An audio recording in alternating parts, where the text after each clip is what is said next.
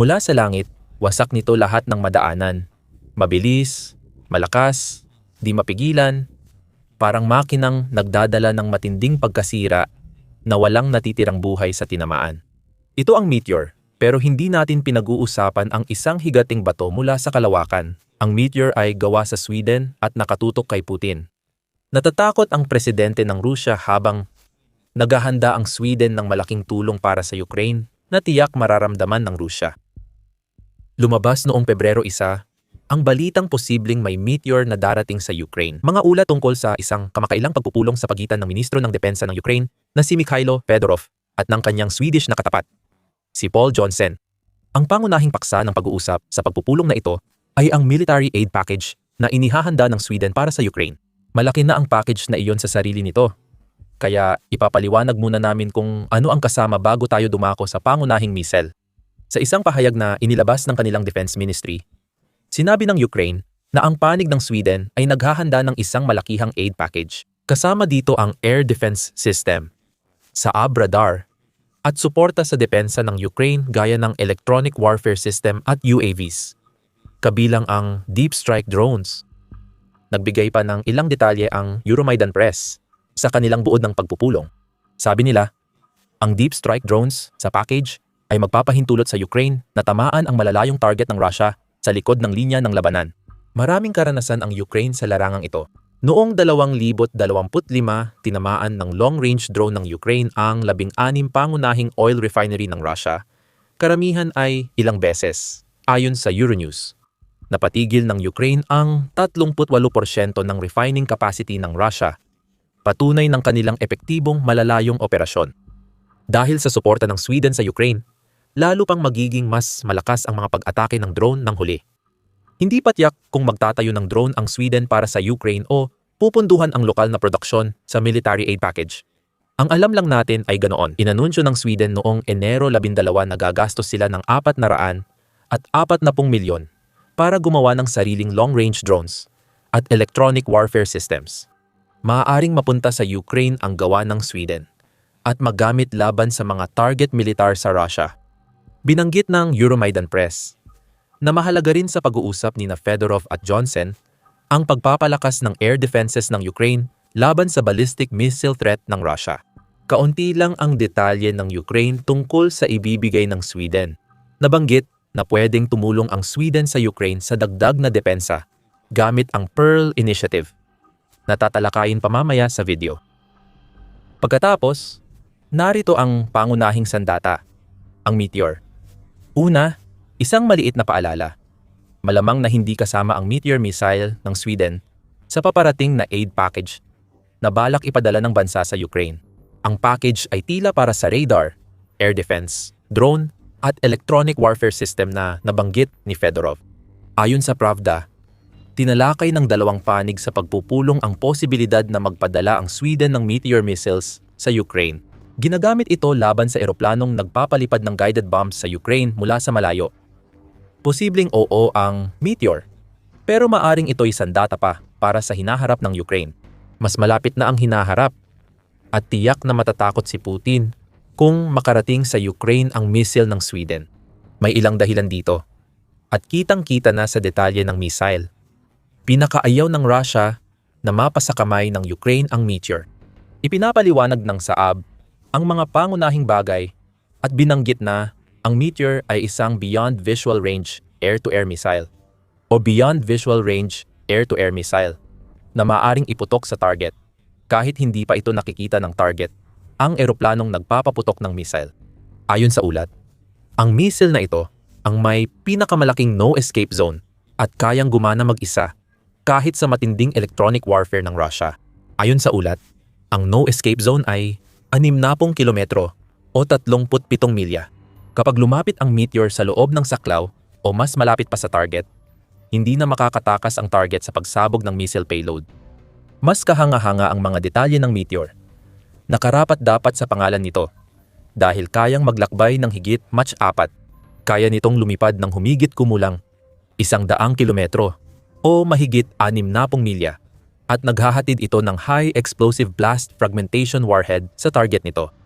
Ginagawa ang pagtukoy gamit ang impact sensor at radar proximity fuse. Ang bilis ay dahil sa Meteor engine na may solid rocket booster at throttleable ramjet. Kaya ng Meteor na itama ang direksyon nito habang nasa ere gamit ang kombinasyon ng inertial navigation at mga update na direktang ipinapadala sa pamamagitan ng data link. May isang problema. Sa ngayon, ang Meteor ay compatible lang sa ilang Western fighter jets gaya ng F-35, JSFS Eurofighter Typhoon, Dassault, Rafale at JAS Gripen. Lumagda ang Ukraine sa kasunduan para bumili ng 100 Rafale jets mula Pransya, ngunit wala pa ang mga ito. Itatayo at bibilhin ang mga iyon sa susunod na dekada. Ang iba naman, wala sa Ukraine. Gayunpaman, ang JAS Gripen ay jet mula Sweden.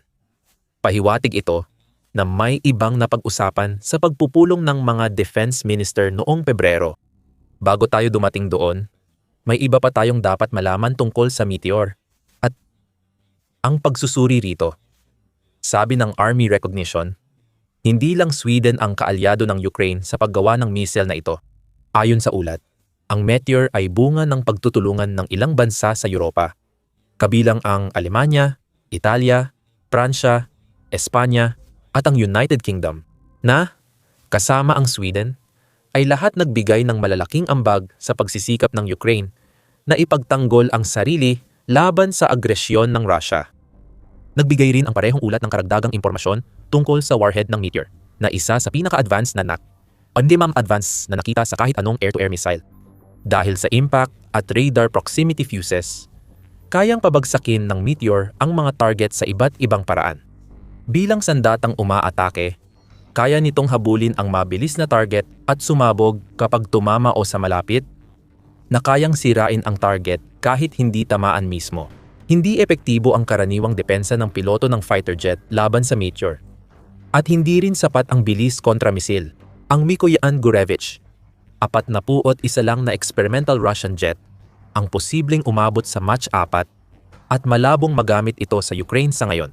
Kaya makikita natin na mahalaga ang Meteor para sa Ukraine mula sa pananaw ng purong kapangyarihang mapanira. Malakas ang misil na ito at kayang tamaan halos anumang target sa himpapawid na piliin ng Ukraine. Kaya mahalaga ang Meteor para sa kanila. Bukod sa likas na kakayahan ng misil, ang kakayahang tumama sa mga target na lampas sa visual range at sa distansyang mga 60 milya ay kahanga-hanga para sa Ukraine. Tulad ng binanggit ng United 24 Media, malaking bahagi ng banta mula sa himpapawid ng Russia, lalo na pagdating sa mapaminsalang guided bombs, ay nagmumula sa kakayahan ng mga eroplano ng Russia na mag-operate sa likod ng combat lines na hindi naaabot ng mga lumang air-to-air missiles ng Ukraine. Wala masyadong magawa ang Ukraine tungkol dito. Maliban sa mga target na mid-range na pag-atake gamit ang mga drone, mas epektibo ang mga ito kapag ginamit laban sa mga target sa lupa kaysa sa mga nasa himpapawid. Nakakamatay ang Russia gamit ang glide bomb at mga misil. Noong Pebrero 1, iniulat ng Euromaidan Press ang datos mula kay Pangulong Volodymyr Zelensky ng Ukraine. Ayon sa kanya, nagpalipad ang Russia ng mahigit 6,000 drone, 5,500 guided bomb at 158 misil kabilang ang cruise missile mula fighter jet sa Ukraine noong Enero 2026. Karaniwan na raw ito para sa Russia. At ang huling 2 banta ay posibleng mapigilan ng Meteor. Hindi talaga tinatamaan ng misil ang mga glide bomb at misil sa ere, kahit mukhang kaya nito. Sa 60 milyang abot, pwedeng gamitin ng Ukraine ang Meteor laban sa mga jet at bomber ng Russia na nagpapalipad ng guided bomb at misil. Ang pagbagsak ng bomba o misil ay nakapagliligtas ng lungsod mula sa pag-atake. Kung masira mo ang eroplanong nagbabagsak ng bomba, mas marami kang maliligtas. Mas mapanganib na ang guided bomb ng Russia at mas marami nang alam ang Ukraine tungkol dito. Bago natin pag-usapan yan, mag-subscribe ka sa The Military Show kung gusto mo pa ng ganitong impormasyon. Lingguhan naming sinusuri ang mga sandata, taktika at datos. Balik tayo sa guided bomb ng Russia. Ang pangunahing direktorat ng intelihensya ng Ukraine o pangunahing direktorat ng intelihensya ng Ukraine ay nagbigay ng impormasyon na kanilang natuklasan tungkol sa tinatawag ng Russia na Universal Planning and Correction Module or Universal Planning and Correction Module. Batay sa ulat ng United 24 Media, sa natuklasan ng pangunahing direktorat ng intelihensya ng Ukraine. Alam na natin ngayon na 31 kumpanya ang kasali sa paggawa ng UMP case na nagpapahintulot sa Rusya na gawing guided aerial bombs ang kanilang mga lumang dumb bombs tulad ng fab range ng kanilang malalakas na pampasabog. Sinabi ng pangunahing direktorat ng intelihensya ng Ukraine na ang Universal Module for Planning and Correction Kit ay may Smart Glide Control System na pinagsasama ang satellite navigation at kometa antenna na matibay sa signal jam. Gumagamit din ang mga kit na ito ng strap-down inertial navigation system, kaya mas advanced ang UMP case kaysa sa lumang Russian glide bombs na may simpleng navigation systems. Malaki ang pinsala dahil sa dami, hindi sa katumpakan. Ayon sa Ukraine, may ilang kumpanya sa 31 gumagawa ng UMP case na wala pang parusa. Kasama rito ang kumpanyang Kurgan Pribor na gumagawa at nag-i-install ng computing system para sa maraming fighter jet ng Russia tulad ng Su-34 at Sukhoi 35. Sila rin ang gumawa ng Universal Module for Planning and Correction 250 at Universal Module for Planning and Correction 500 modules. Sabi ng Ukraine, ang pagpaparusa sa kumpanyang ito ay makakatulong para mabawasan ang banta ng Russia gamit ang guided bomb. Ang pagdating ng Meteor ay magiging isa pang malaking tulong. Matutulungan ng Sweden ang Ukraine laban sa banta ng guided bomb na hindi kayang pigilan ng mga parusa. Ang Meteor na kayang tumama mula sa labas ng visual range ay malaking tulong para sa Ukraine. Huwag mag-alala, pag-uusapan din natin ang issue ng Ukraine. Wala pa ang fighter jet na kailangan para magamit agad ang Meteor. Isa pa, malaki ang magiging epekto ng pagdating ng Meteor missile sa Ukraine. Malaking pag-angat ito sa kalidad ng Ukraine at kakayahan nilang pabagsakin ang target ng Russia. Ayon sa Army recognition na nag-ulat ng Swedish aid package noong Pebrero 2. Ang pagdating ng Meteor missiles sa Ukraine ay magbibigay sa bansa ng access sa isang air-to-air missile. Ibig sabihin, ito ay napakalayo ng agwat kumpara sa anumang mayroon ang Ukraine sa kanilang arsenal ngayon. Ang epekto ng kalidad na kalamangan na iyon ay magkakaroon ng malaking epekto sa Russia. Hindi lang ito dagdag na bala, kundi kasangkapan na dinisenyo para baguhin ang ligtas na galaw ng kalabang aviation. At ito ay lalo pang mahalaga sa kasalukuyang operational na kalagayan ng Ukraine, kung saan madalas umasa ang mga eroplanong Ruso sa standoff tactics, ayon sa Army recognition. Nabanggit na natin yan. Mahalaga ring tandaan na hindi sapat ang Meteor para bigyan ang Ukraine ang air superiority, maliban kung lilikha lang ito ng kalamangan sa ilang maliit na rehiyon. Pero ang talagang mahalaga tungkol sa Meteor ay ang kalidad ng pag-angat na dala ng pagdating nito, na magsisilbing hudyat ng pagbabago kung paano bibigyan ng kagamitan ng mga kaalyado ng Ukraine ang bansa para labanan ang Russia. Dati, tinutulungan ng mga kaalyado ang Ukraine sa kanilang inventaryo kapag kailangan. Malamang mangyari pa rin iyon, lalo na kung magpadala ang Sweden ng Meteor na missile sa Ukraine. Magbibigay ito ng pagbabago sa mga kaalyadong Europeo ng Ukraine na tumutulong palakasin ang kakayahan ng Ukraine laban sa Russia. Sa madaling salita, hindi lang basta nagpaplano ang Sweden na bigyan ang Ukraine ng mga bagay na mayroon na ito, kundi nais nitong tulungan ang Ukraine na maging mas epektibong puwersang pandigma kaysa dati. Iyan talaga ang dahilan ng takot ni Putin. Maaaring tumulong ang Sweden na makagawa ng bagong version ng Ukraine na di pa nakita ng Russia. Kailangan pa rin nating balikan ang ilang nabanggit kanina sa video na pag-usapan na ang pagdating ng Meteor. Pero wala pang kasunduan ang Ukraine at Sweden. Pangalawa, kahit ipadala pa ng Sweden ang mga Meteor missile sa Ukraine, sa ngayon, wala pang mga airframe ang Ukraine na kailangan nila para magamit ang mga missile na iyon, o hindi pa man. Nagbigay tayo ng pahiwatig tungkol sa posibilidad na makakuha ang Ukraine ng isa sa mga airframe na iyon. At muli, ito ay dahil sa Sweden. Noong Oktubre, 22 inanunsyo ng pamahalaan ng Sweden na sina Zelensky at punong ministro Ulf Kristersson ay lumagda ng liham ng layunin. Iyon ang unang hakbang sa malaking kasunduan sa export. Ipinaliwanag ni Kristersson ang tungkol sa liham noon. Ikinararangal kong tanggapin si Pangulong Zelensky sa Sweden, ayon kay punong ministro ng Sweden. Ngayon, pumirma kami ng mahalagang liham ng layunin bilang hakbang sa malaking kasunduan sa pag-export. Para sa Gripen, mga 100 hanggang 150 fighter jet ang kailangan para makabuo ng malakas na Ukrainian Air Force. May mga kondisyon dito. Ang liham ng layunin ay hindi garantiya na makakakuha ang Ukraine ng 100 Gripen fighter jet. Maraming pwedeng magbago sa pagitan ng pagpirma ng liham na iyon at sa aktual na pagdating ng mga jet. Gayunpaman, ang liham na ito ay nagpapahiwatig na aktibong kumikilos ang Ukraine para makuha ang eroplanong kailangan nila para makapagpaputok ng Meteor missiles sa Russia. Mukhang ang Gripen talaga ang bagay na fighter jet para sa trabaho. Ang missile na gawa o dinevelop ng Sweden at ibang bansang Europeo ay pinakaangkop gamitin sa Swedish fighter jet.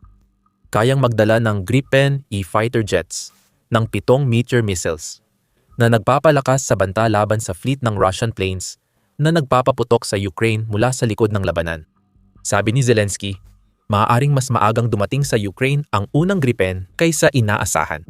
Matapos pirmahan ang letter of intent with Sweden, sinabi ng Ukraine President na makasaysayan ito. May kasunduan na sa Sweden ukol sa Gripen fighter aircraft. At maganda itong opsyon. Inaasahan naming makakuha ng 100 at 50 aircraft para sa Ukraine. At ang una ay darating sa susunod na taon. Ang unang Gripen fighter jet ay darating sa Ukraine sa 2026 at madaragdagan pa ito sa mga susunod na taon. Ang liham ng layunin ay nagdadala ng konkretong benepisyo sa Air Force ng Ukraine na hindi masagot ng Russia, pati na rin tungkol sa Gripen. Iniulat ng Pravda na sinabi ni dating Defense Minister ng Ukraine, Denis Shmyhal, noong Nobyembre, na may planong gawing tagagawa ng Gripen fighter jets ang Ukraine. Nobyembre 6 nilagdaan ang memorandum ng Ukrainian na kumpanya at Saab tungkol sa hinaharap na lokalidad ng Gripen sa Ukraine. Inaasahan namin na mula 2033, magiging malaki ang lokalidad ng Gripen sa Ukraine. Iniulat ni Shmyhal ang malakihang paggawa ng unit at mga bahagi. Posibleng nasa bisa pa rin ang memorandum kahit si Fedorov na ang ministro ng depensa ng Ukraine. At kahit na hindi pa matatapos ang pasilidad ng produksyon na tinutukoy hanggang 2023, ang simpleng katotohanan na ito ay isang konsepto ay nagpapakita na todo suporta na ang Sweden sa paniniwala nitong kayang-kaya at ipagtatanggol ng Ukraine ang sarili laban sa pananakop ni Putin. Gumanti ang Ukraine sa Sweden. Ayon sa Euromaidan Press, nag-usap sina Fedorov at Johnson tungkol sa paglulunsad ng programang Brave Sweden, batay sa Brave One Technology Cluster ng Ukraine. Ang programang ito ay magpapahintulot sa mga kumpanyang pangdepensa na makatanggap ng mga grant na pinopondohan ng magkabilang panig para sa pagdevelop ng mga bagong teknolohiya na maaaring subukan at gamitin ng Ukraine sa harapan. Iniulat din na tinalakay ng dalawang defense ministers ang paglulunsad ng Joint Defense Technology Program para sa paggawa ng unmanned Ukrainian security systems sa Sweden. Ang Sweden, kung gayon, ay itinatag na ang sarili bilang isa sa pinakamahalagang kaalyado na mayroon ang Ukraine.